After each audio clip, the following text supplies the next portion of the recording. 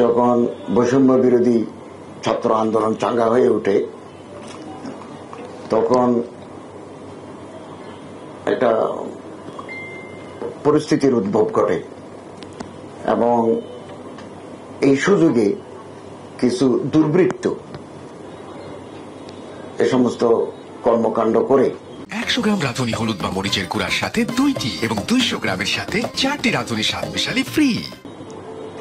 অমুসলমানদের সংখ্যালঘুদের বাড়ি ঘরে হামলা করে একটা অস্থিতিশীল পরিস্থিতি তারা তৈরি করতে চায়।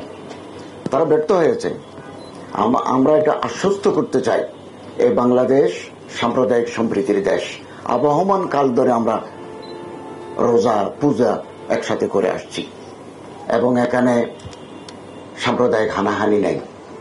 কিছু বিচ্ছিন্ন ঘটনা থাকতে পারে। আমরা আমাদের তত্ত্বাবধায়ক সরকার অত্যন্ত সতর্ক যাতে সাম্প্রদায়িক সম্প্রীতি বজায় থাকে। ইসলামে ধর্ম মন্ত্রণালয় থেকে আমরা একটা চিঠি ইস্যু করেছি বাংলাদেশের বিভিন্ন মসজিদে এবং ওখানে আমরা বলেছি আপনারা ইমাম সাহেবরা খুতবায় মুসলমানদের অধিকার, তাদের উপাসনালয় সংরক্ষণ, 5 ওয়াক্ত নামাজেও আমরা এগুলো ইমাম বলার জন্য ইমামদেরকে আমরা নির্দেশ দিয়েছি এবং জান মাল উপাসনালয় তাদের ইজ্জত যাতে অক্ষুণ্ণ থাকে এ ব্যাপারে মানে মোটিভেশনাল বক্তৃতা করার জন্য, ওয়াজ করার জন্য আমরা ইমাম সাহেবদেরকে বলেছি এবং এটা অলরেডি কাজ শুরু হয়ে গেছে। এবং আন্দোলন শুরু হওয়ার পর থেকে আপনারা লক্ষ্য করেছেন মাদ্রাসার ছাত্ররা এবং অন্যান্য প্রতিষ্ঠানের ছাত্র শিক্ষকরা উপাসনালয়ে পাহারা দিয়েছে।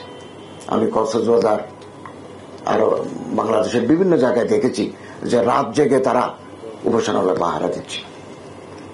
তো যারা এই ন্যাক্কারজনক হামলা উপাসনালয়ে করে তারা মূলত দুর্বৃত্ত।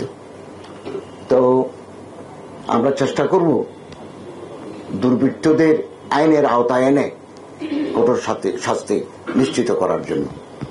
এবং এই দেশ আমাদের সবার, এদেশের একটা মহান মুক্তিযুদ্ধের মাধ্যমে আমরা এই দেশ পেয়েছি। এখানে সব ধর্মের লোকদের অংশগ্রহণ আছে, তাদের ত্যাগ আছে, তাদের রক্ত আছে। এটা আমরা বিনষ্ট হতে দিতে পারি না এবং এটা অসাম্প্রদায়িক দেশ এবং এই অসাম্প্রদায়িক চেতনাটাকে আমাদেরকে লালন করতে হবে।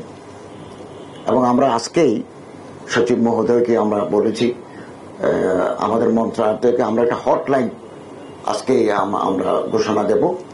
বাংলাদেশের কোথাও যদি কোন উপাসনালয় অথবা কারো বাড়িঘর, কারো সম্পত্তি আক্রান্ত হয়, তিনি যদি হটলাইনে যোগাযোগ করেন আমরা স্বরাষ্ট্র মন্ত্রণালয়ের সাথে সমন্বয় করে তাৎক্ষণিক ব্যবস্থা নেওয়ার আমরা উদ্যোগ নেব। এবং গুজব খুব অল্প সময়ের ভিতরে ঢালপালা মেলে নানা ধরনের অস্থিরতা তৈরি করে আমি দেশবাসীর কাছে আবেদন জানাবো গুজবে কান না দেওয়ার জন্য।